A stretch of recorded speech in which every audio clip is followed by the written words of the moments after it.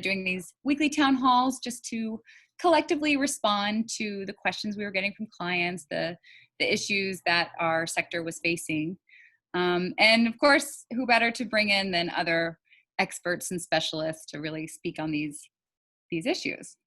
So today's topic is employee morale. Yay! As we all know, human resources are the lifeblood of the nonprofit sector.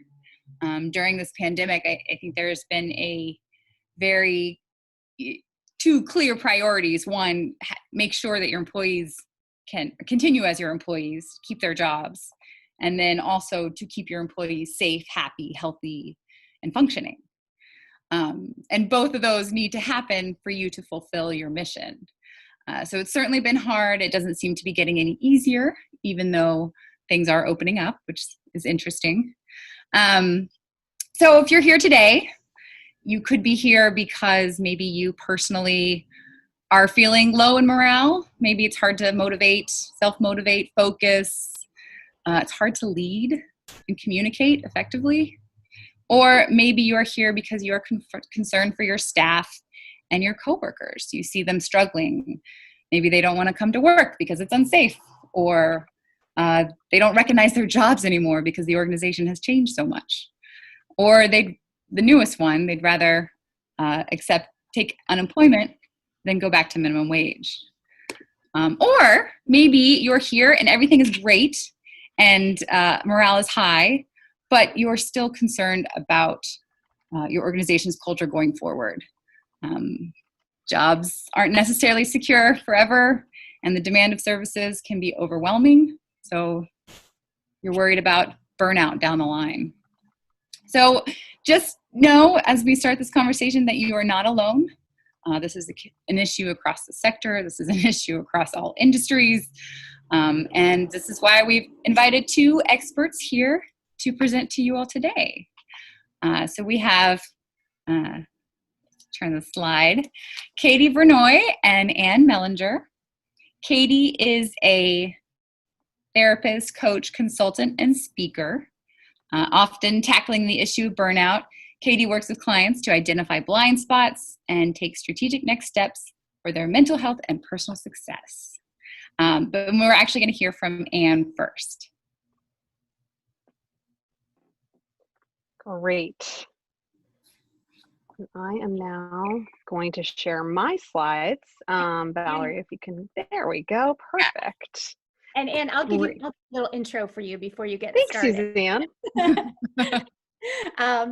I'm Suzanne Elliott. I'm with Envision as well. And we are just delighted to have Ann Mellinger with us today. She's the CEO of Brilliant Inc. And Ann has been working in employee engagement for her entire career, even before it was called employee engagement, when we talked about internal communications only, and now have thankfully broadened that to employee engagement.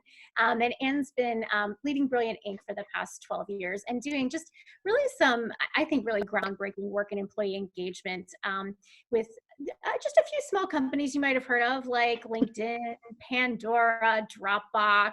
But Ann also is very involved in a volunteer level with nonprofits. So one of the things I've always appreciated about her is that she's always kind of had a finger on the pulse for our sector too. So it's exciting to have her with us because she can bring some of those best practices and things that she's seeing kind of on the corporate side through the lens of our nonprofit world. So Ann, I'll turn it over to you. Thank you. Thanks, Suzanne, and thanks, Valerie. Thank all of you, because I know time is really precious in any circumstances, and in the current circumstances, it's even more precious. Just to give you a little bit of background about me and who I am, Suzanne set up my career history beautifully. I am based in New York City. I'm not there at this very moment, but I am based there. I have 2 school-age kids and a husband who's working full-time. So you can imagine the 4 of us existing in a New York City apartment, and I can imagine that it's similarly challenging for a lot of you. And as Suzanne said, I'm really here to talk to you today about my perspective as somebody who's worked in the employee engagement space for 20 years, but also I think we can relate on another level because I'm leading a small organization, which I think is, you know, in a similar position that many of you are in. And so I know I can relate to the challenges that a lot of you feel in terms of keeping my own employees engaged and focused during such a volatile time. I promise I'm going to try not to call it unprecedented because I think we're all tired of hearing unprecedented and new normal. So I've really worked hard to keep those things out of the slides and my talking points. So hold me accountable to that. You can mute me if I say it, Valerie. But what I also wanted to say is that I just wanted to ask you to forgive me if I used a few too many travel metaphors in my presentation today. I think it may be because I miss flying for work. I really do miss traveling, actually. But I wanted to start off my talk by sharing this metaphor because somebody shared it with me recently and it really resonated. Think about when you're on an airplane and you're traveling somewhere and there's some turbulence. You tend to get nervous. And then you look around and you try to look for a flight attendant and you look at that flight attendant, and depending on how they look, that's really how you adjust and manage your own feelings. And that's really the position that we as leaders have all been in, right? Everyone is looking at us. There's a lot of turbulence right now and we really are kind of freaking out. And the pressure is on us to not panic. And that's hard. That's not easy because there are definitely times and days that, depending on what's happening in the world, I do feel a little bit panicked. Depending on what's happening with my kids, you know, I feel overwhelmed. And so what I really hope is that some of the tools and best practices that I'm going to share with you today can help to ease some of that burden, because I know it's a great one. So based on the work that my team is doing with a lot of different for-profit companies, which Suzanne mentioned a few, I want to talk through some strategies that we're finding especially helpful. And I really do believe that they apply whether you're working in for-profit or nonprofit. I'm going to spend just a couple of minutes talking through each one of these and kind of just explaining them and sharing a few really tactical best practices. Because like I said, I want this to be useful. And then after Katie's talk, I know we'll have more time for questions and things. So the first one I want to start with is meeting people where they are. So what do I mean? Part of the challenge that we're all facing is that our people, where they are is more challenging than it's ever been before for many of us, right? Where and when and how they work is suddenly a matter of their safety. And that's not something that any of us have experienced before. And so that's why it's important really right now to pause and take a moment to look at how are you communicating with your employees, and is it the right way? Are you using the right channels? When this pandemic first hit and we had to very quickly send people home, a lot of organizations really scrambled to get communications channels in place. You would be surprised. Even the most recognizable names of companies may not have had the tools that they need to reach people when they are not in a physical office in vast numbers. And so a lot of companies really scrambled very quickly. Maybe this happened to you as well, where you just quickly launched a new email newsletter or an intranet site or something to reach your people. And now that we're kind of settling in and realizing that this period of time is not going anywhere, it's a good moment to kind of stop and look at, okay, how are we reaching people? And that idea of reaching people is actually easier in a lot of ways than it's ever been before. Because depending on the complexity and nature of your organization, you may not have known exactly what your employees' days looked like. But now you can, because just like you're seeing into my personal space, I'm seeing into your personal space. We can all really get a better sense of what we're experiencing on a day-to-day level. And we really need to use that as an opportunity to adjust how we're talking to people, both in terms of channel and tone. And one of the things that we've been doing with a lot of our clients is actually saying right now is a great time to do research, to stop and listen to what people want and need from you and to adjust accordingly. We never want to act on assumptions. I read a statistic recently that talked about how during times of crisis, most employees want more recognition. That's something that helps them get through it. Well, that may or may not be the case for your organization. And so you don't want to act on assumption. You really want to talk to your people. And so these are just some best practices to help you as you think about that. There's actually a huge number of survey templates out there that you can actually just lift and use to talk to your people about how they're doing and how they're feeling and what they need right now. At the end of my slides, and you'll get these slides after, at the end of my slides, you'll see a link to a resource center that our company has set up. And one of the sections there is all about surveying, and it has links to survey templates and things like that. But one thing that I do want to say is that if you're going to take the time to ask your people how they're doing and how they're feeling, please, please, please be prepared to act on it. We always say you don't want to ask for feedback unless you're ready to act on it.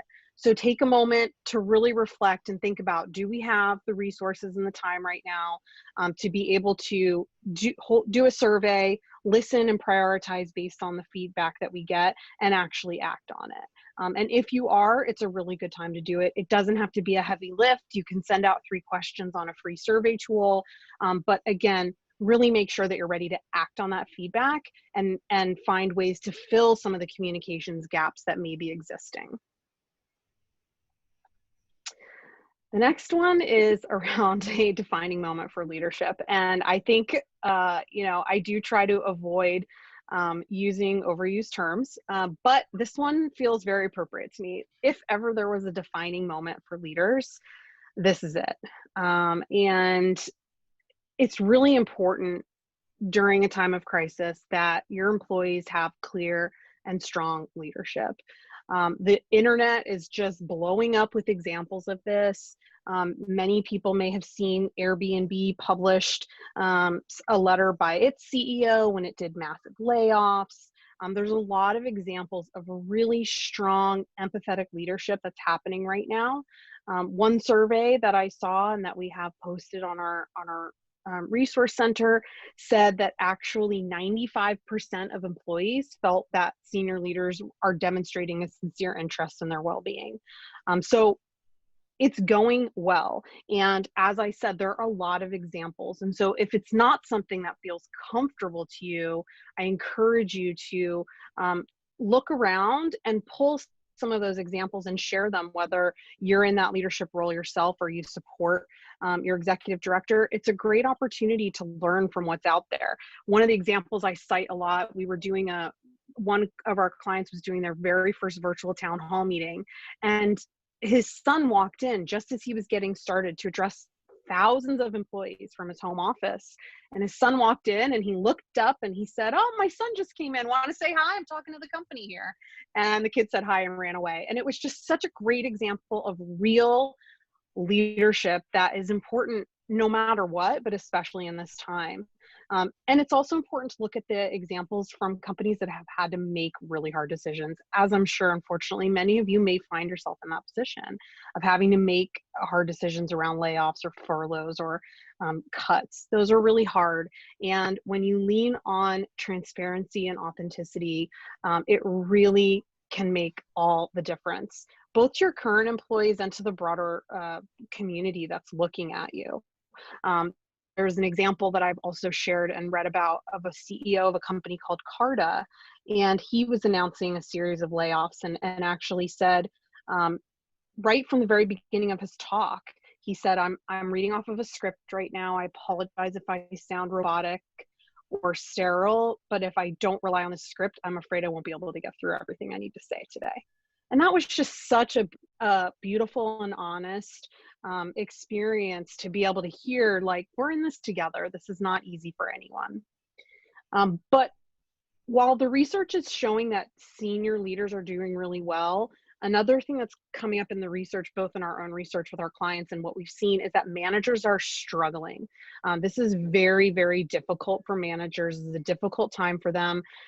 And they are suddenly now managing mostly a fully remote team. That may be something they've never had to deal with before. And they're also being asked to really watch out for people. And that's a hard thing to do. I know that Katie is going to talk more about this later, but wanted to share just a few best practices to think about with your managers, because they are such an important touch point with your people. Really talk to them about what are those signs of emotional distress that they might be seeing in their people and how to look for them. Just by emphasizing the importance of that role, you're also sending the message to them that that's their job, right? Their job is not simply in these times to hold people accountable for getting their work done or delivering whatever they need to deliver on time. Their job right now is to check on the health and well-being of your people. And so really encouraging them to have frequent communications, to lead with empathy. I had to share this statistic at the bottom of the slide because it just blew my mind when I saw it. 68% of employees say their manager hasn't even asked how they're feeling during the pandemic. I mean, that just like hurts my heart on such a deep level. There's nothing more important right now. And a lot of you and a lot of my clients may be saying, but what about the work? Like, we have to get the work done. And again, I relate to that too. As a business owner myself, I've got bills to pay, I have overhead expenses. And if we're not working, then those things become challenging. However, if you lead with empathy and if you focus on emotionally supporting your people, I guarantee, and it's proven by science, that people will be more productive. And so that's really my message that I want to drive home here, is to lead with empathy, model from the top, and also don't assume that managers know how to do this. I mean, depending on the culture of your organization, you may need to really spell out for people, what does it mean to lead with empathy? Well, every call should start with a, how are you feeling? How are you doing today? And that's not something that everyone automatically knows to do. So it's really important to consider. I mentioned culture just now, and that is really the final area that I want to talk about, is the importance of emphasizing culture in a time like this. Thankfully, many of you, because of the nature of the work that you do, you have a really strong purpose behind your culture. And this is a real opportunity to lean back on that purpose. It's what drew people to come and work with you in the first place. And it's a really good time to remind them of why. And it's not a cut and paste situation, right? We can't just say we had this great culture, we did all these great things when we were working in an office together, and now we just have no way to do any of that online. You can't just simply copy what you did in a pre-COVID and paste it into this post-COVID world. Instead, you have to really think about what really matters, what is at the core of our culture, and how do we translate that in this new environment. So perhaps if your culture has a very strong sense of community, it's focusing on doing events that can nurture that sense of community, right? Getting together at times that are outside of regular meetings, doing happy hours, that's a big one. But doing, incorporating games or sharing different things. My husband recently started a new job, and his company challenged all the new employees to create a TikTok, which we're a little old for that, but he did it. Other companies I've heard of are doing karaoke contests online, and others are focusing on things in their culture like a strong sense of purpose and giving back, and finding ways to do that even when you're separated. One of the things that is also really challenging right now is bringing in new employees and really emphasizing that culture to them from the start. Some of you have pivoted, some of you have had to staff up depending on who you're serving in this time. And so as you're growing, you have to think about, okay, here we are hiring new people in this time. They're going to be staying after hopefully this period is over. And so it's important to make sure you're emphasizing culture with them right from the beginning. And that's kind of a balance of art and science, right? The art is really making sure that when you're welcoming new employees, you're focusing on the things that are important, like culture, like the purpose, like the mission behind what we do. But also think about some of the more technical things that it's likely now that they're going to be onboarding from the other side of a computer screen. Research and science is showing that we don't really have a great, we can't hold our attention online with a screen for longer than 60 to 90 minutes. So keep that in mind. Maybe before you would do a full day of onboarding for a new employee, but in this reality, you may have to consider doing an hour here, an hour and a half there. We're getting ready to do a training session with our own team, and we're going to stretch it out over a couple of weeks. Where we were previously going to do it as a full day training, we're going to do 90 minutes for 3 weeks in a row. So really think about limiting your sessions, limiting the length of time that you're asking people to sit behind a screen. translating some words into visuals, and also folding in opportunities for interaction every few minutes, which I realize now I've been talking for a while and I haven't given you any chance to interact. So really, in closing, as I said, I'm going to come back to the airline metaphor. This one is something that I use constantly in this period when I'm talking to leaders like you. It is so important to make sure you're putting on your own oxygen mask first. That's all about what Katie's going to talk about, and I can't wait to hear it because I need it too. But the work that we do, whether it's in leading an organization or communicating with employees, it carries a lot of emotional weight. And that's in addition to all the emotional weight that we all have carrying in our own lives. And it's really, really important that we take time for ourselves and make sure that we're able to take care of everybody else. And I'm really confident that we can do it. It's hard, but we can support each other. We can help each other. I'm here to support anyone who needs help. If you want to reach out to me, feel free to send me an email. I'm always happy to talk. As Suzanne said, I do have a really special place in my heart for the work that all of you are doing. And this is the link to get to some of the resources that we have on our website. So thank you again. And with that, I'm excited to turn it over to you, Katie. And thank you so much.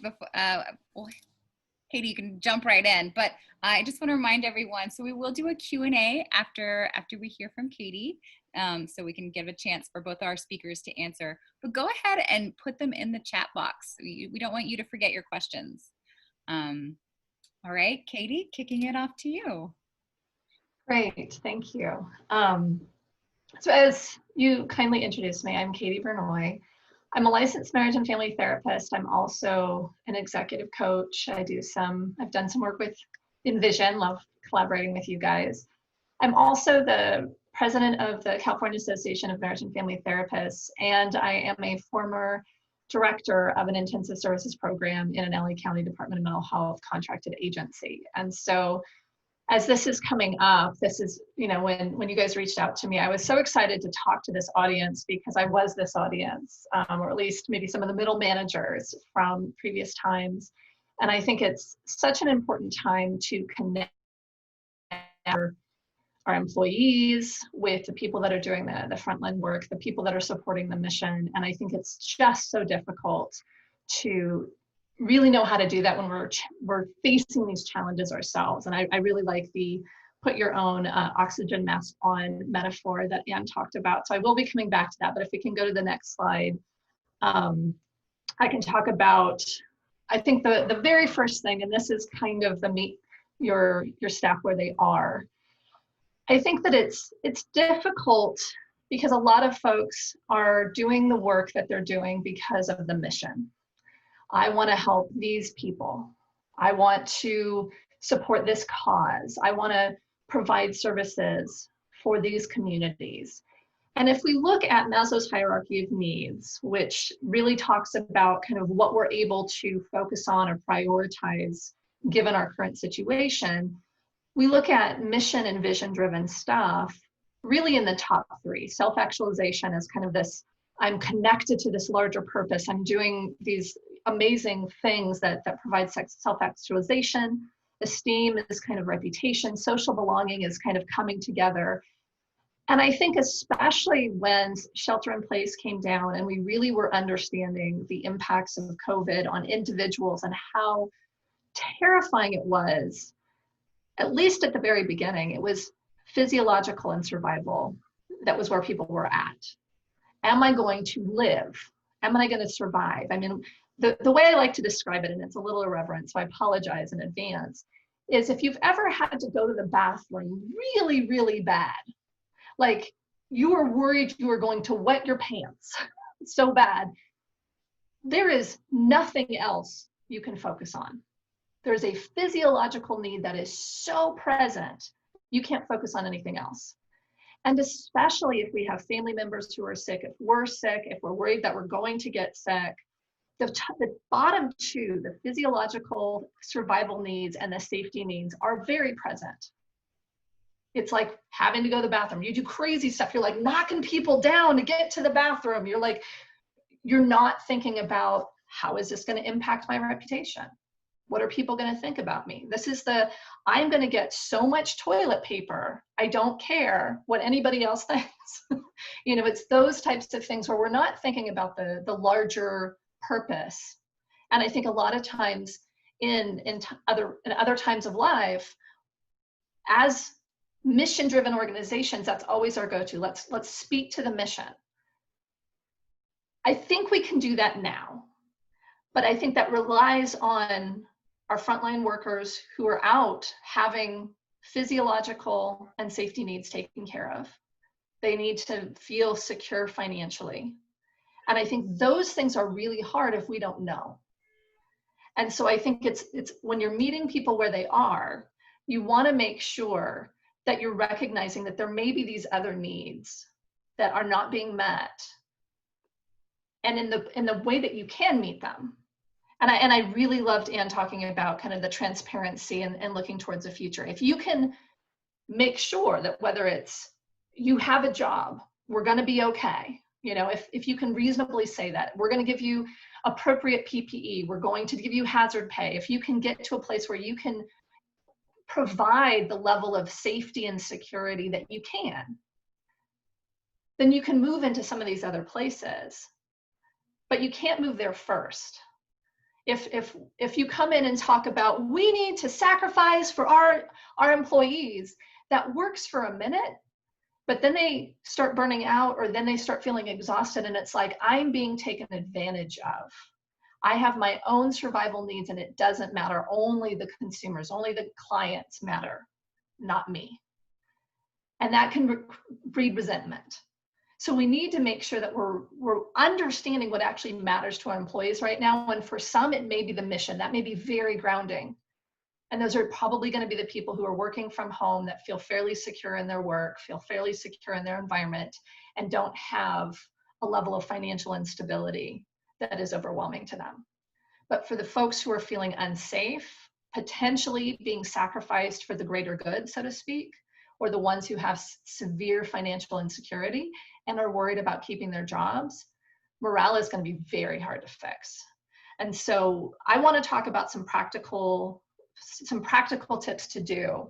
And that's our next slide. So if we can move to that. But I think that understanding that each employee is going to be different. And so when Anne was talking about have the first thing be, how are you doing? Perfect. You want to make sure that you're actually checking in with each employee, because there are going to be some folks who are ready to do higher level work, but you're going to have folks that are potentially traumatized or very concerned.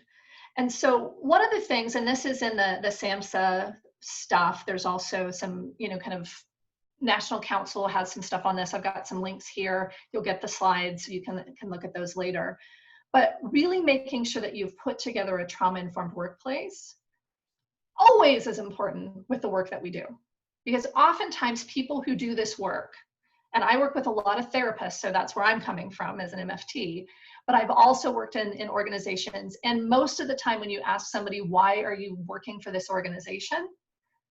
I want to give back to the community I grew up in.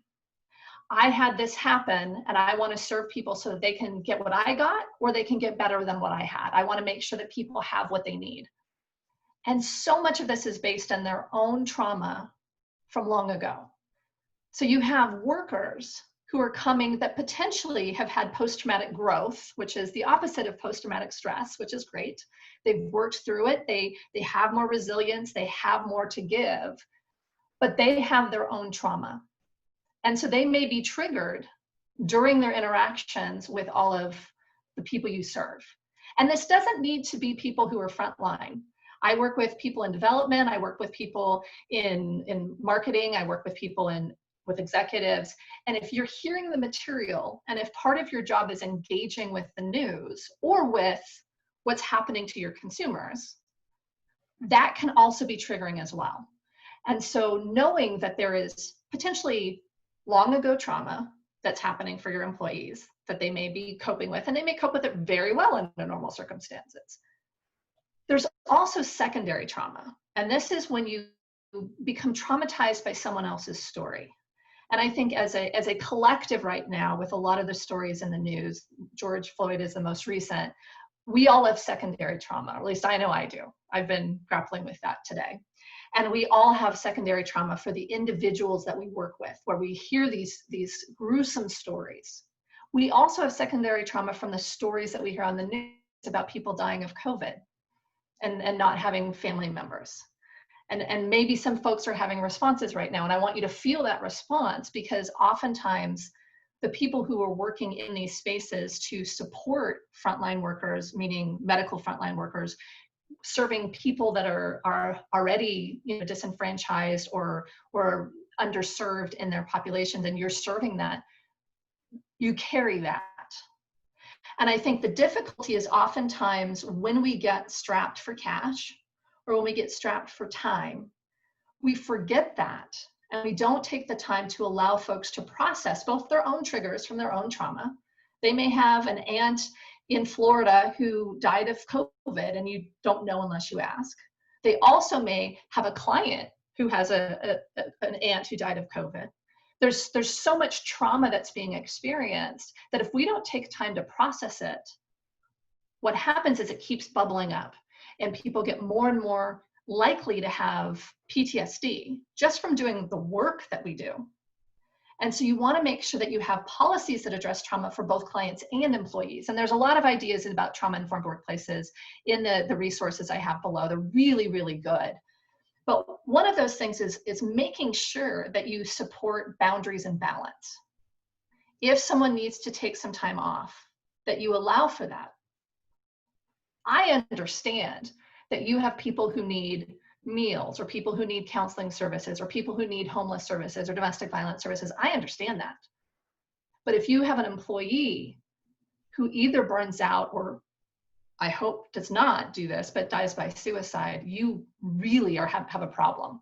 And so providing them with mental health time, and potentially with processing time with one of the supervisors, potentially even providing mental health services. I can talk about how people can access that.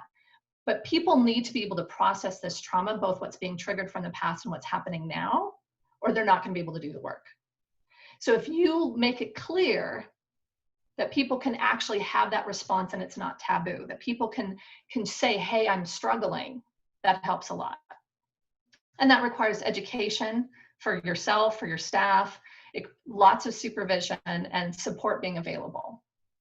And as much as possible, creating that psychological safety, but also physical safety, so they're not also really worried about what's happening for them, that they're not back at that bottom level of the Maslow hierarchy of needs, where they're going to decide what to do based on their own safety, not on what's in the service of the mission. So let's move on to the next slide. So I want to reiterate with Anne, transparency and collaboration. I think being able to communicate what you can as well as you can, and collaborating with folks so you know what they actually want. Some folks may want reduced expectations because they've got other things going on, and I know that's a negotiation. Some people may want to do more because they don't have these other responsibilities and work is feeling very healing for them. So I think it's something where being able to have those conversations and make it part of the conversation. You know, how do we take care of you? What do you need? What's going on with you? Is there a shift we can make? I think that's really important. I think the other thing, and I think all of us have experienced this, when we experience grief and loss, and we're all experiencing grief and loss no matter what, like how our organizations were running is different than what it was. Potentially there's events we've had to cancel. Potentially there are programs that didn't get launched. Maybe there are programs that have had funding cuts. We've all lost things professionally, but there's also personal things. I had tickets to Hamilton and my tickets got canceled. I'm very disappointed. I know it's a very privileged thing to be worried about, but that was something that I am grieving, is that I had something I wanted to do and I can't do it. Everyone is experiencing grief and loss. And so to recognize that when you are grieving, when you are experiencing loss, your sleep's going to be negatively impacted. You're going to be kind of fuzzy brained. You might make mistakes more often. You might feel disconnected from anyone else. Everything may feel extremely overwhelming. And so not only do you want reasonable expectations, but you also want people to be able to talk about if they're making mistakes or if they're overwhelmed. Because if you make that taboo, if it's like, we have to be on more than ever, we have to do this now, what ends up happening is people then hide because they aren't functioning at 100%. And they aren't able to do everything they used to be able to do. And so if you don't allow them to talk about potential mistakes, if you don't allow them to have that checks and balances so that we can all be an extra set of eyes, ears, quality assurance, that we all can support each other. If it's not okay to make mistakes, and if it's not okay to say I'm overwhelmed, then people hide and become resentful and really aren't productive. There's definitely, organizations that I've worked with that are like, we need to meet productivity. We need to have everything in place. We have to do X, Y, and Z. It's like, well, that's great. But if nobody's meeting it, having that standard doesn't mean anything. And so let's actually think about reasonable expectations and how to communicate about how to set people up for success given they're not functioning at 100%. Because society's not functioning at 100%. So this is in here, more specifically here, which is scheduling processing time. I want to get into this a little bit more because I think that this is another piece of it's like, well, we just don't have time to have people come and complain about what's going on. Processing time should allow for potentially some venting or some worry or some processing of what's going on.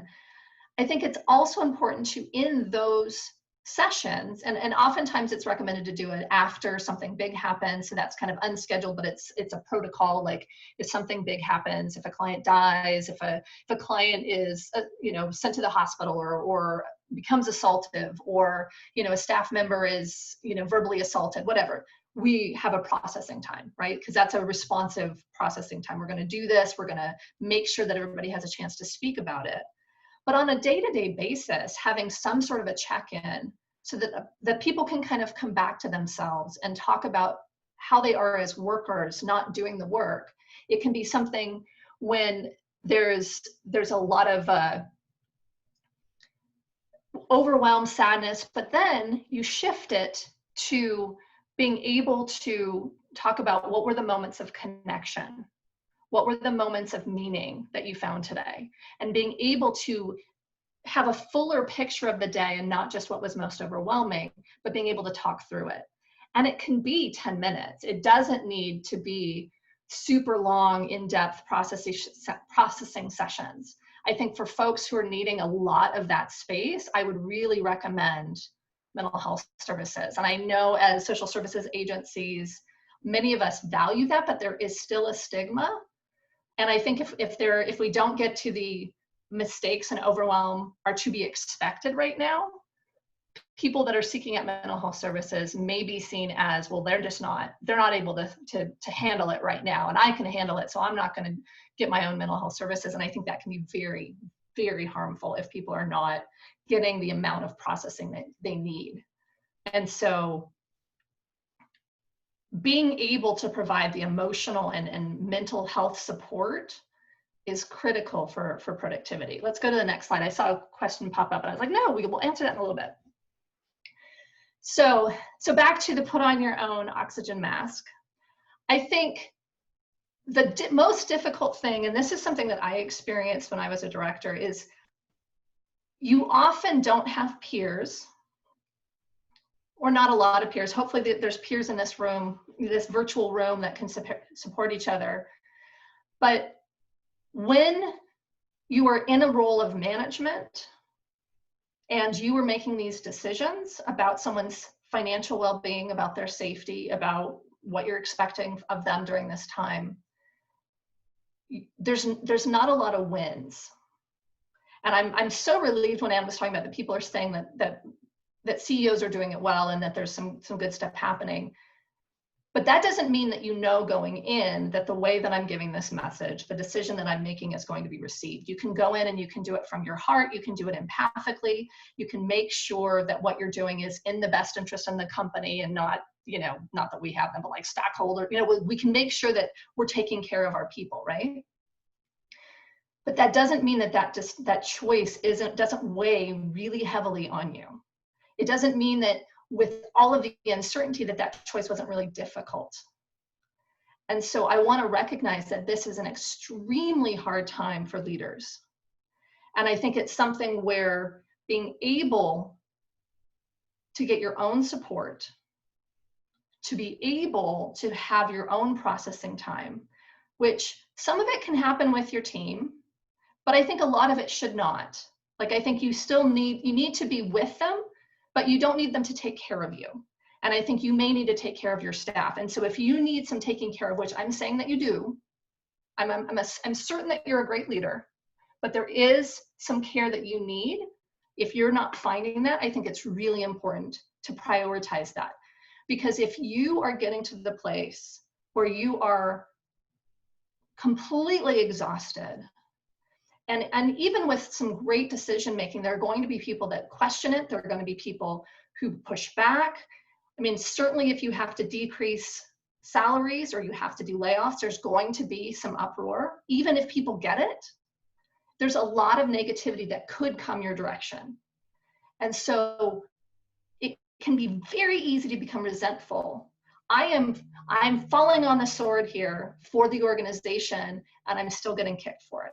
You know, hopefully this isn't happening, but if there's anything even similar to that, you can start going from your well-intentioned positive messages to a very bitter, resentful place that may be hard to fake, that you're doing okay. And so when you're sending messages that you're barely holding on, not consciously, not on purpose, but because we're all human beings and we have a limit, the message you may be sending may be negatively impacting the morale of your employees. Because if you're not okay, it's like the flight attendant. If you're not okay, they're going to know it and they're going to be extra worried. If you've not been able to communicate with them, they're going to make stuff up. And so getting your own support is really important. Creating reasonable expectations for yourself is really important. And this is going to, what is it that we absolutely have to do now? And what do we need to shore up before we do anything else? Because limiting down to what do I need to do right now, getting that done, and then adding like, and we're going to pivot this, and we're going to add that service, and we're going to do this, like certainly get there, but make sure you recognize what the bare minimum is so that in those days when you just can't anymore, that you know what you have to do and then you can rest. So I think that was the last slide, and then the next one is my my information. And I do support people both through therapy and executive consulting. So if anybody wants to reach out, if there's any questions, if I can connect people to mental health resources. I think I don't know if I mentioned it here, but most insurance plans right now are covering most therapy. Some it's almost people can get free therapy with their benefits. Certainly there are times when it's hard to find a therapist that takes insurance. I'm one of the therapists that take insurance and I'm pretty full. But I think it's something where if you're able to provide some of these resources, some of this stuff that's more kind of psychological or mental health in nature can be addressed in that arena, and then you can get back into the human connection element and not feeling like you're going to have to make sure that someone's not depressed or anxious or traumatized. And so if there's a need for resources, I don't have them specifically here, but if you need resources for your employees or for yourself to get therapy or supportive coaching or whatever that is, please let me know. I want to be able to support the work that you're doing and keep you guys going through this interesting transition that we're in. So thank you. Thank you, Katie, and thank you, Anne. That was just fantastic. And for everyone, we are going to have these slides and a recording of the webinar available on our website, and we'll send it out to all the registrants as well. So you'll get all this information. We do have time for some questions. So we've started to get some in the chat. If you have questions, put them in the chat. So the first question, I think I put this to either Anne or Katie, but we'll start off with Anne. This is from Jeanette, and she asked, she's noticing that her team is starting to really get, seem more unproductive, getting really caught up in busy work that didn't used to happen, and just kind of spinning wheels. And her question is, how do you keep people moving forward even, during these times? Yeah, it's really hard. And again, I think I referenced this a little bit. Like I struggle with this with my own team, and with myself. I mean, I think when we're in times of really, really great stress, we often fall back on the things that feel easy and familiar. So the things that we can just easily get done, check off the list. One of the things that I found to just be really helpful, and I'm sure Katie has other ideas as well, but is to just really be empathetic and say, look, I'm really struggling too. I'm having such a hard time getting my work done. I'm finding it so much easier to do some of these other tasks. Here's some things that have helped me. The other thing that's important is to help reprioritize. So pretty much across the board on my team, I've had to just lower expectations. No one's going to be working at the capacity that they were before. If people were able to work 40-hour week before, whether you have kids, whether they're in school, whether they're babies, whatever, you can't work 40 hours in these circumstances, and recognizing that. And so saying, look, I know you have less time that you're able to stay focused and working. Let's look at all the things you have on your plate and make sure we can maybe get some of them off so you're only able to focus on the things that matter the most. I think that's really important because I think oftentimes we forget that something that feels like a very clear priority to us is not necessarily clear to someone who's just trying to figure out how to navigate homeschooling, working from home, and then putting a mask on. Like, like priorities can be very different. And so I think being able to help prioritize. I think the other thing, and this is something I've talked about with some of my clients who are employees, is that it's hard to get any kind of motivation and every task seems gigantic. So email is monotonous and mindless, right? But every task feels gigantic. And so being able to break down tasks into really tiny steps that are doable steps, so that even someone's feeling excruciatingly unmotivated, let's say they have to do a spreadsheet. The step one is opening the spreadsheet. Step two is looking at it. Step three is starting to set up the parameters for the spreadsheet. Like, I think it's important to acknowledge that one day it might just be that you open a spreadsheet, name it, save it, and close it. And that's the beginning of that task. And it starts kind of putting into place, this is the time that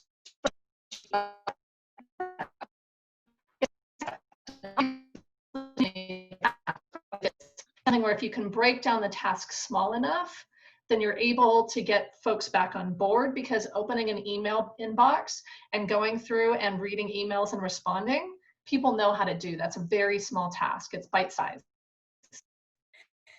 Thank you. Those are really, really good suggestions. We have another question. I think it's just a really good one. Susanna asked, if we don't have this kind of support from the top, from the CEO, how can, director level, manager level staff, bring some of these insights and learnings, to the organization? A great question, and it's challenging, but I think now is the time, and we all have a real mandate to raise those concerns, because it couldn't be more important. It's important on a good day, but it could not be more important in this environment. And so depending on you're gonna have to adjust the approach depending on the nature of your leader. But here's a perfect example. Like, hey, I went to this talk today, and they really talked about how important it was to lead from the top, and they mentioned a couple of examples of this CEO and that CEO. Maybe you want to take a look, and maybe let's make sure that we're doing that for our people. It's not an easy thing to do, but this is one of those times that you've got to just be straight and say, look, we've got to do better at this. I think if you can change it systemically, I think that's strongest. I love what you were saying, Anne. I think if you feel that you cannot change it systemically, I think if you were supervising direct line staff, or if you're supervising supervisors, you can incorporate a lot of what we're talking about into your own interactions. I think creating regular check-ins with all staff that you can, making sure that your supervisors that have direct reports are doing that, if that's something that you have control over. I think even, and Anne's, kind of the first question is how human to human connection with the people that you're overseeing, I think you can put those things into your work. And I think systematize it within your own work and anyone that's reporting to you, as long as it's not going contra expecting. You don't want to set them up to not meet expectations and to suffer for it. But I think being able to see where are the places that you can incorporate it, regardless if it's systematic throughout the whole organization. Yeah. Another question. I think I'd start with Katie on this one, because your slide about Maslow's hierarchy, I thought was just really compelling. I mean, that's something that I think many of us, most of us, learned at some point along the way in a sociology class or psychology class. But it really is so relevant right now. It makes so much sense. And it made me think, we're starting to hear from some clients as offices are reopening, things are starting to like inch back to, not complete shelter in place, that employees being fearful about returning to work, those employees who had been able to work from home. And do you have any suggestions for how? So I'm thinking about Maslow's hierarchy and thinking, oh my goodness, we were starting to, like, for those who were, working from home, working remotely, working up that pyramid, people are feeling safer, they're maybe getting back into the belonging. And for some people, going back into the world and back into a workplace, we're going back down the pyramid. Do you have any suggestions for how employers and leaders can tackle that? The short answer is kind of, because I think that it's just really, really hard. We can't guarantee safety. And I think that's the difficult thing right now. We just can't guarantee that someone's not going to get sick at work. I mean, we just can't do that. And so I think what I think would be most helpful is being able to have the conversation in kind of a collaborative way and providing the data that is supporting your decision. And not curated data, but actual, like, that you're not going to have employees go like, they just are trying to get us back, and look at this, they false, like, you want to actually have a very heart-to-heart conversation with your team members about, this is why we're moving back into a workplace. This is what we hope to gain from it. These are the things that we're going to do to ensure your safety. This is what we want you to be aware of, because you're going to be there and we want you to feel safe. This is the reporting process to make sure that you're, if you don't feel your needs are getting met, that they will get met. Kind of, your safety is our priority, and we want to be able to do the work. And so really doing that message and showing that you're making a decision based on a data-driven place versus, well, our go into people's houses and we don't have PPE, so good luck, we'll give you some hazard pay. Like, you don't want it to be something where it's so clearly driven by funding, and that it's more coming from a place of the mission and it's supported by data that Thank you. We have a question for Anne.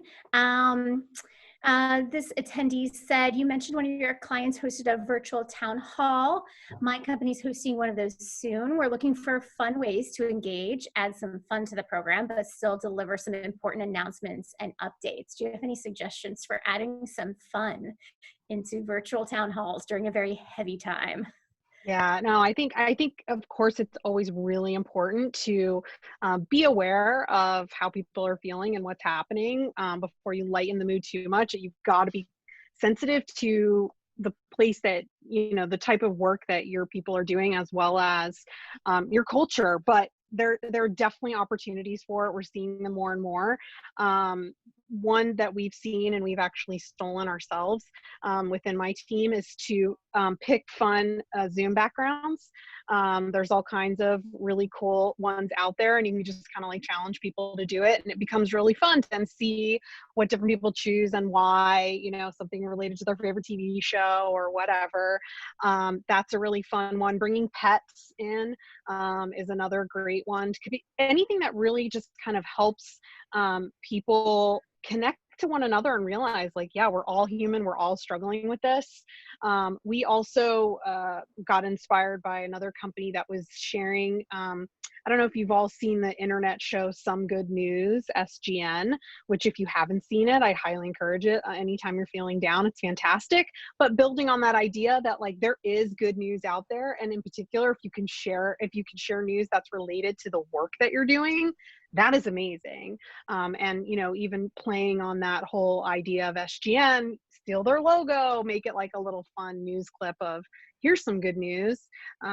Whether it's sharing something that you're doing yourself personally, something that you've seen or heard, challenge everyone to bring a piece of good news to the meeting, depending on how large your organization is. And I hate to tell you, but one of the biggest secrets of consultants like me is that you can just Google ideas for virtual town halls. There's so many out there. So that's what they pay me the big bucks for. But you bring it all together. We could Google it. Just never underestimate the power of Google. I'll put it that way. Thank you. We have, I think, it's time for another question. Yeah. Cheryl asked, how about in a small office? So, less than 10 employees, anything specific for when, there isn't an HR department, there isn't, it's just very lean and mean. Any good suggestions for these times in a small office, virtual or otherwise? Yeah. I think one of the really cool things that has happened coming out of this is that people are moving a lot more quickly and actually collaborating in some new ways. Even in a small organization, there are silos. But I have seen in all organizations right now, small, large, those silos are quickly going away because they're just things we have to get done. We've never done this before, we've got to do it. And so really kind of leaning into that, this is a really good time to do that. Maybe it's, sitting down and having lunch with the person that you don't normally work with on a day-to-day basis. And we can't go out, but let's each just grab our lunches and sit and just talk together.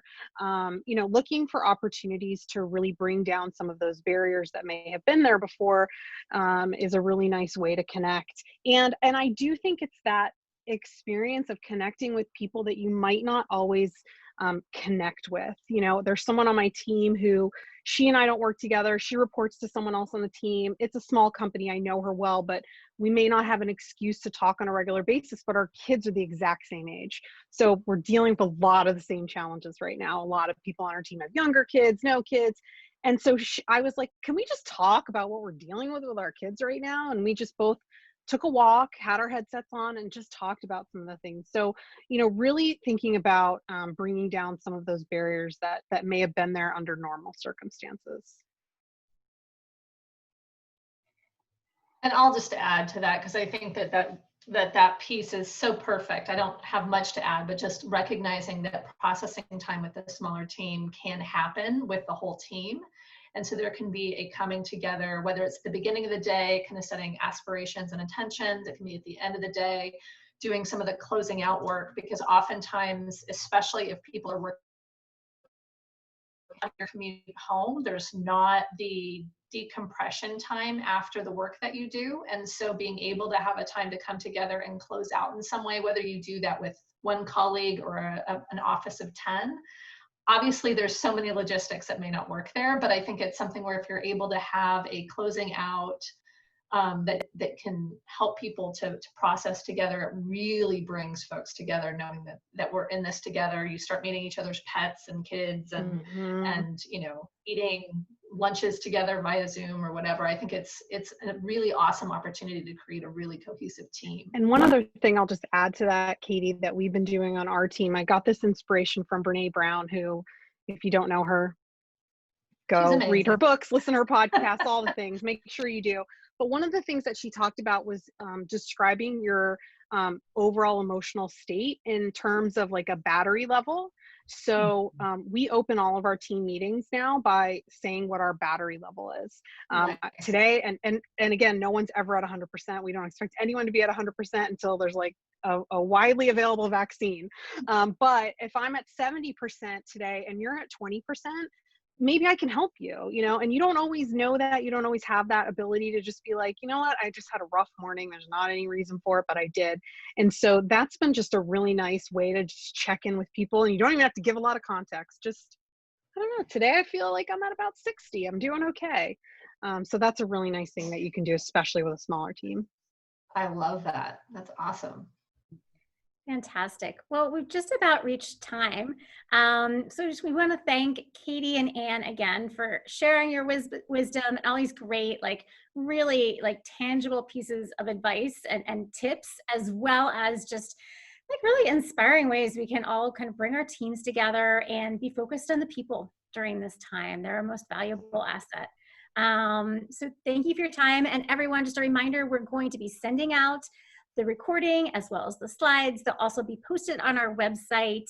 And if you have ideas for other webinars you would like to hear, experts you'd like to hear from, topics you'd like Envision to cover, reach out to us. Our contact info is on the screen now. We've been doing these webinars about once a week. So we're looking forward to next week. We're going to be talking about board recruiting in these times when you can't just go have coffee with a potential board member. So that's coming next week, and we hope everyone has a great day.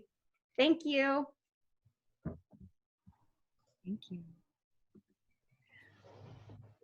Bye, everyone.